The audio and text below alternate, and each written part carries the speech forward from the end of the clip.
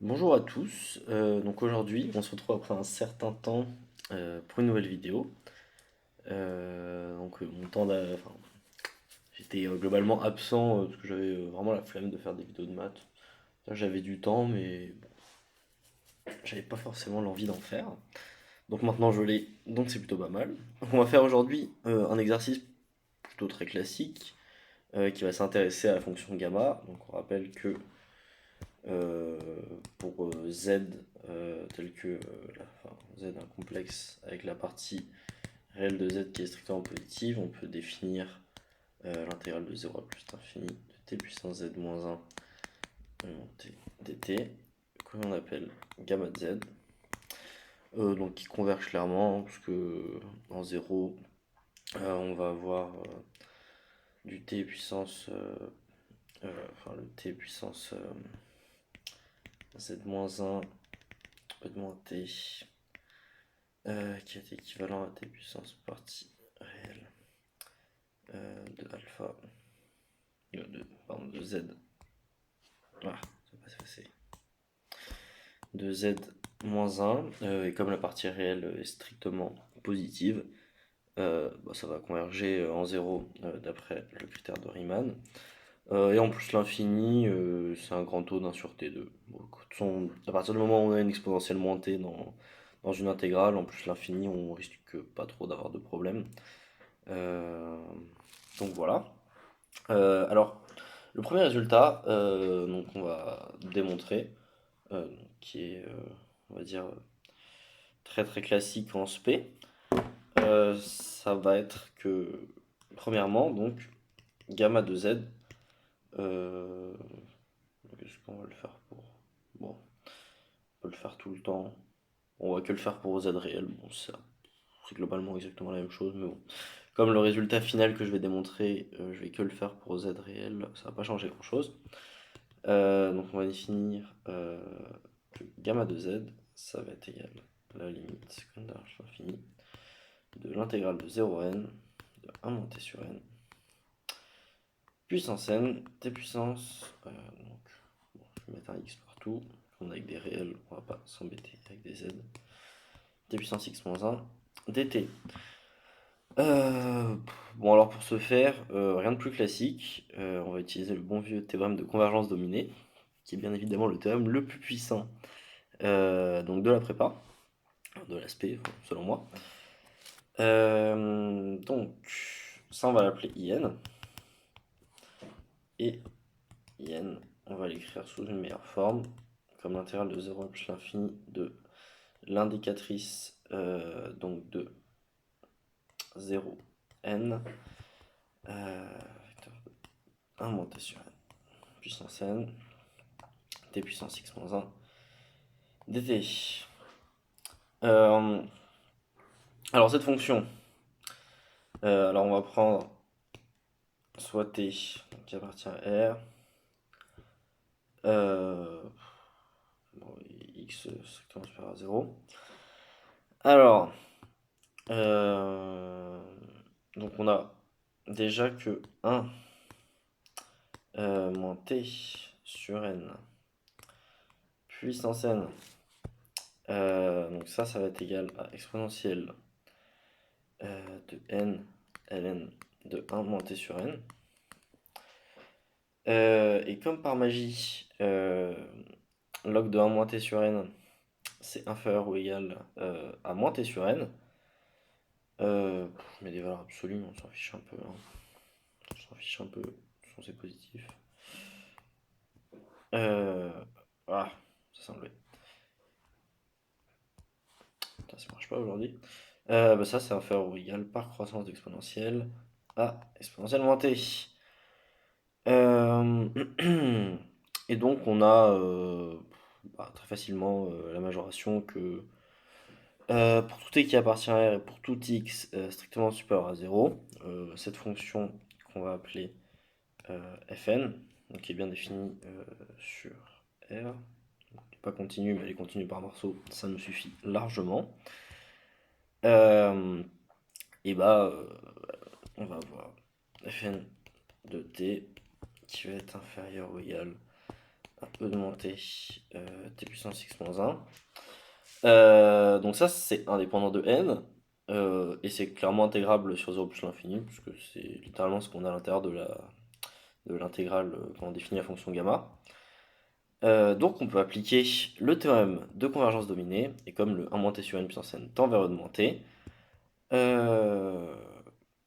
et que l'indicatrice de 0n, quand n tend vers l'infini, ça tend vers 1, la fonction qui associe tout le temps 1, constante, on a que le résultat gamma de x intégral de la limite quand n tend vers l'infini din. Donc là déjà on est content, on a le premier résultat. Et ce premier résultat va nous permettre d'introduire la première définition multiplicative de gamma. Donc c'est que gamma de x ça va être égal à la limite quand n tend vers l'infini. Ça rend pas beau. De n factoriel, n puissance x sur x plus n. Alors pour ce faire, bon on l'a compris, on va utiliser ce qu'on a fait avant, et on va juste calculer yen. Franchement je pense que je vais même pas le rédiger, parce que pour le coup c'est quand même bien évident. Bon, pour ceux qui veulent le faire, on fait NIPP, histoire de faire baisser les puissances sur le 1 moins t sur n, le tout puissance n. Le 1 moins t sur n, puissance n, en faisant baisser les puissances, donc on va baisser la puissance de une fois à chaque fois. Et ça va toujours s'annuler en n, parce que 1 moins n sur n, ça fait 0. Et en 0, le t puissance x moins 1, il va s'annuler aussi. Et en le primitivant, à chaque fois, on va voir les x plus n qui vont arriver. D'où le résultat, j'ai envie de dire. Donc voilà. Pour le coup, je pense pas que cette question soit très intéressante, mais on va uniquement s'en servir pour la question d'après. Alors, question d'après, qui est un peu plus fun, ça va être de montrer que 1 sur gamma de x, ça va être égal à x exponentielle gamma de x, gamma étant la constante de l'air, donc le terme constant dans le développement asymptotique de Hn, à plus l'infini, 1 plus x sur k, e de moins x sur k. Alors déjà, on va encore se servir de la question précédente, donc de ce résultat-là. Alors, qu'est-ce qu'on a envie de faire? Déjà, on peut écrire en produit infini cette limite. Et le seul terme ici qu'on a envie de modifier, c'est le n puissance x. Parce que on peut voir que dans la définition qu'on a donnée ici, les x plus k, le tout sur k, en fait ça va correspondre au x sur n factoriel. Le n factoriel on le développe aussi en produit. Et donc, on va avoir que, d'après la question d'avant, déjà, 1 sur gamma de x, ça va être égal. Donc il faut juste changer le sens. Donc ça va faire les x plus. Donc on a un x qui reste ici, le premier x. X fois produit infini d'équivalent de 1 à plus l'infini d1 plus x sur k. Bon ça faut s'en convaincre, mais bon, c'est vraiment pas compliqué. Fois la limite quand n tend à plus l'infini d n puissance x. Et donc on va se douter ici des 1 sur n puissance x, parce que n puissance x ça risque pas de converger. Et pour les n puissance x, donc on va devoir utiliser gamma. Donc pour se ramener, gamma la constante de l'air, le gamma minuscule. Donc pour se ramener à un gamma, on a envie d'avoir du log. Parce qu'on rappelle que Hn c'est égal à R, quand n tend vers l'infini, à ln de n plus gamma plus un petit taux de 1. Un petit taux de 1 va largement suffire ici. Et et par magie, enfin comme par magie, donc n puissance moins x, c'est égal à exponentielle de moins x ln de n. Sauf, si ça veut bien descendre, que ln de n, c'est égal à, enfin, moins ln de n, moins ln de n, donc c'est égal à gamma moins hn.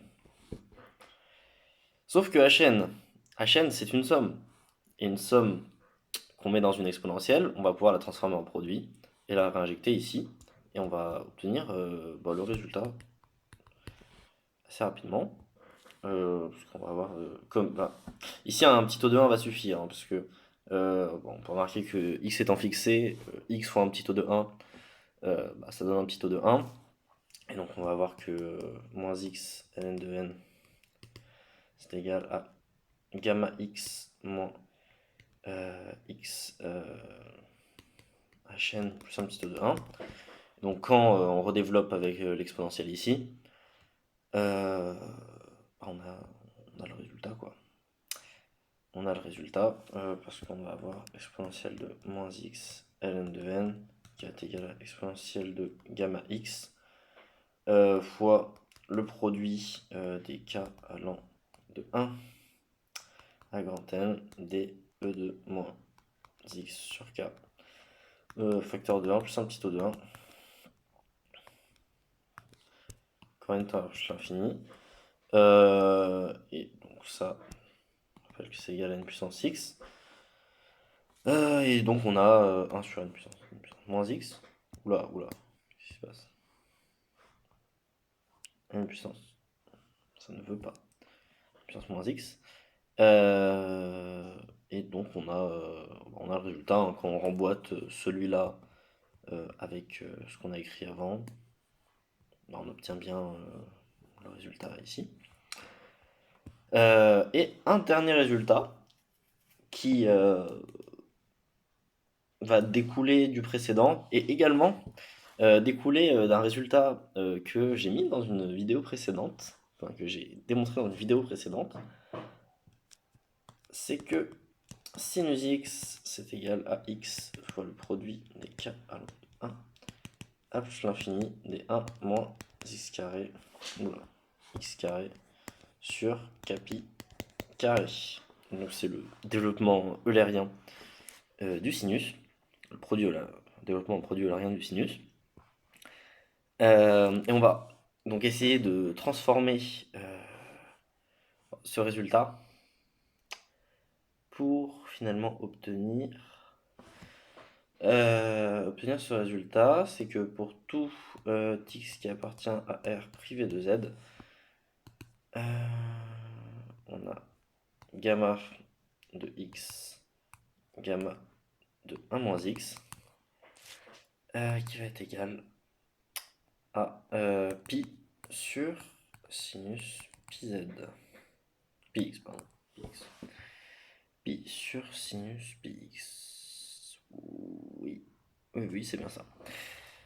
Alors, donc on va utiliser, je ne l'ai pas dit juste avant, mais donc cette définition de gamma, donc ça s'appelle la définition de gamma selon Weierstrass. Donc je ne sais pas qui exactement l'a découvert en premier. Quand même on l'appelle la fonction gamma de l'air, donc je pense qu'elle a d'abord été définie comme une intégrale. Mais Weierstrass m'a donné cette autre définition. Étant multiplicative, elle est beaucoup plus exploitable, surtout dans ce problème-là, parce que comme son nom l'indique, c'est un problème multiplicatif. Alors, comment on va faire? Donc on va écrire tout bêtement le produit 1 sur gamma de x, gamma de 1 moins x. À quoi c'est égal? Alors on a deux choses à traiter. Donc déjà en se servant de la question précédente, on a x, 1 moins x, le produit équivalent de 1 à plus l'infini. Je vais écrire quand même les exponentielles gamma Voilà, on va juste avoir un exponentiel gamma qui va rester, parce que x1 moins x, ça va enlever la dépendance en x sur le exponentiel gamma. Et on va avoir le produit des 41 h l'infini des 1 plus x sur k,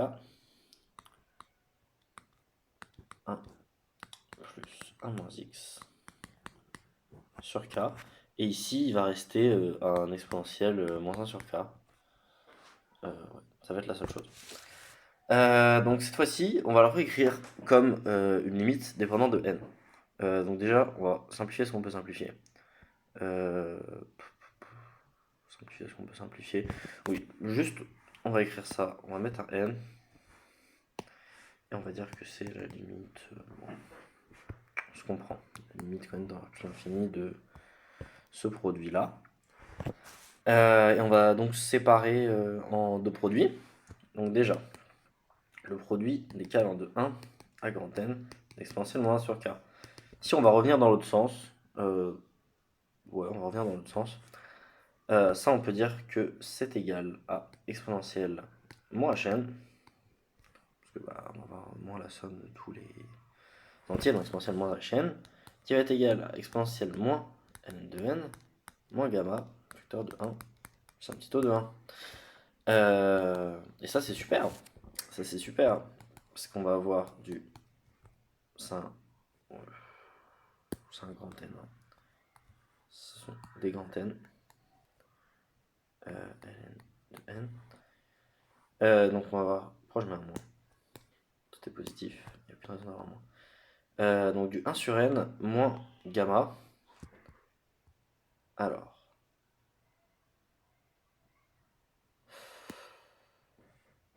ouais.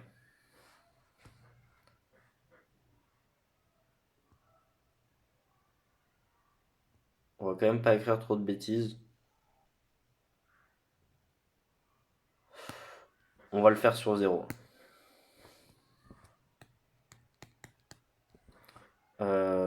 Il me semble qu'on peut la prolonger, c'est d'une autre manière. Parce que ici, avec la définition pour variage trace, je l'ai que démontré. Ouais. Donc pour l'instant, on va rester pour x à partir de 0. Parce que je suis pas sûr de pouvoir le faire sinon. Donc on va avoir du 1 sur n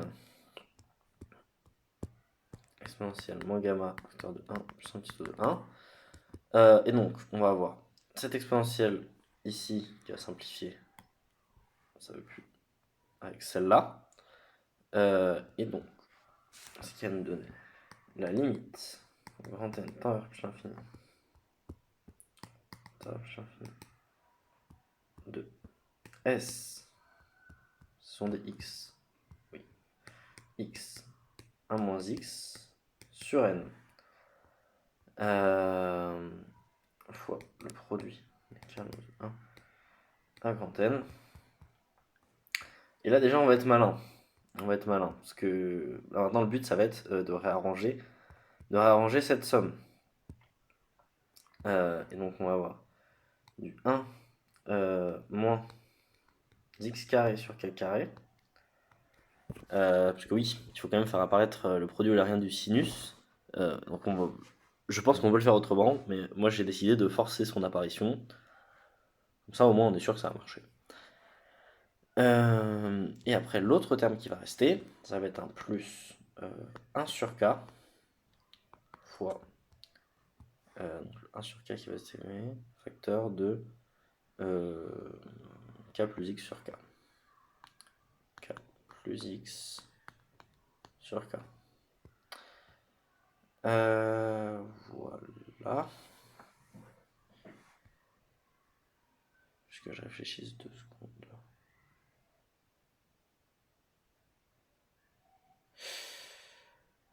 Ouais.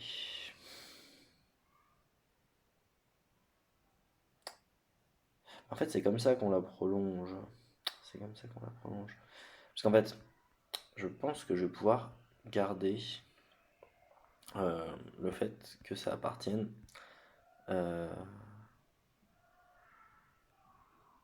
ici à R privé Z. Bon, j'y réfléchirai, peut-être je le mettrai plutôt dans les commentaires.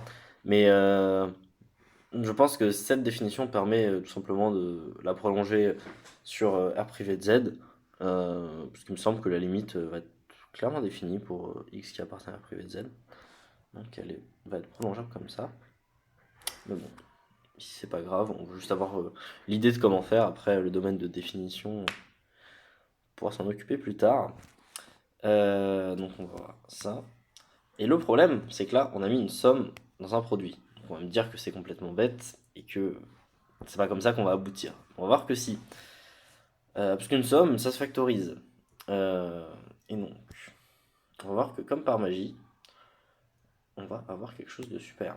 Donc si je réécris ça comme produit des calendes de 1 à grand N et 1 moins x carré sur k carré fois produit des calendes de 1 à grand N, donc on va avoir 1 plus, donc on va tout écrire comme ça.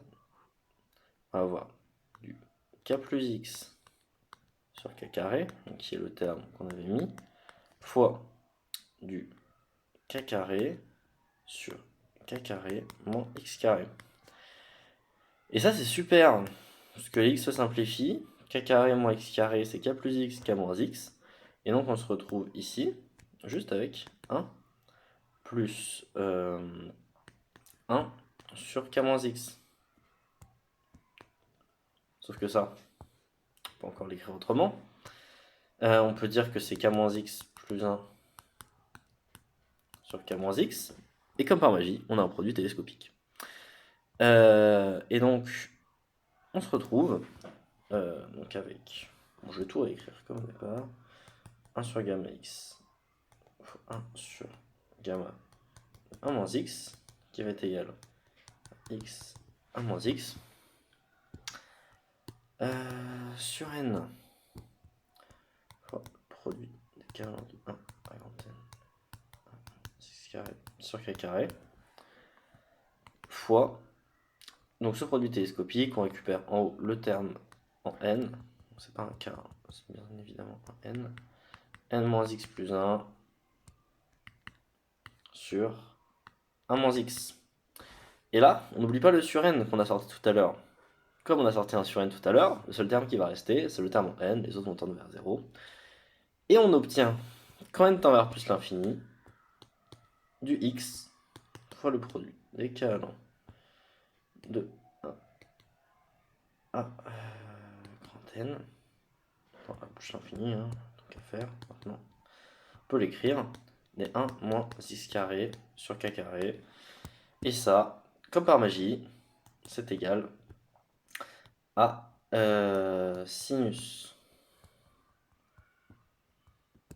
à sinus pi x sur pi. Et donc, on a bien démontré le résultat. Et je suis à peu près sûr de moi, quand même, qu'on peut étendre ce résultat sur R privé de Z, donc en utilisant la définition multiplicative avec la limite, celle-là.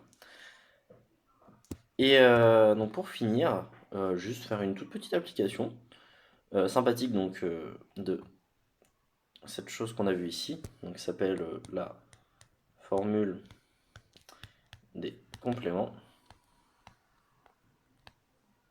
Du complément ou des compléments? Des compléments.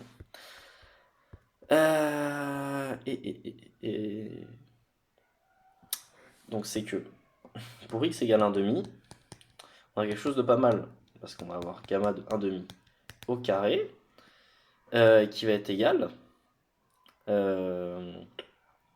à pi. Voilà. Sauf que gamma de 1 demi, bon, avec un petit changement de variable qui va bien, qui va être du u égale racine de t. Ouais, u égale racine de t. Oui, un truc du style.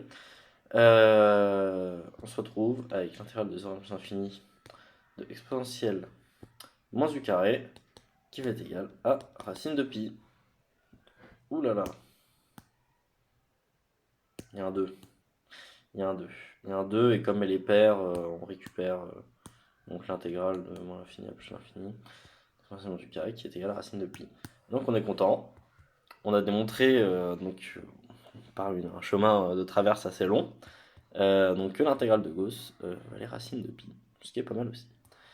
Donc voilà, ça va être tout pour cette vidéo qui est assez courte. Enfin, j'ai essayé d'être plutôt rapide cette fois-ci, parce que bon, la vidéo dure, mais elle avait duré 1 heure. Euh, mais bon, j'ai perdu un peu de temps avec le fait que ce soit sur 0,1 ou sur R privé de Z. Mais bon, soit, ce n'est pas grave. Euh, j'ai tout mon temps. Donc aussi, je pense que pendant les vacances, je referai une vidéo pour parler de mes résultats en prépa. Donc globalement, ça va, mais je peux encore mieux faire, je pense, dans certaines matières. Mais déjà, j'ai eu une amélioration en physique, ce qui est un bon début, on va dire. Bref, j'en parlerai dans une autre vidéo. Donc merci pour ceux qui sont restés jusqu'au bout. Et franchement, retenez ces méthodes. Enfin, franchement, je pense qu'il y a plus simple pour certaines choses. Mais retenez globalement ces résultats, parce que c'est vachement important. Ceux qui ont fait l'épreuve de Math 2 centrale en PC cette année ont pu comprendre que quand on connaît ce genre de résultats, on peut foudroyer un sujet assez rapidement. Et sur ce, je vous souhaite de bonnes vacances, parce que ça arrive demain. Merci pour votre écoute. Comment on est, wesh.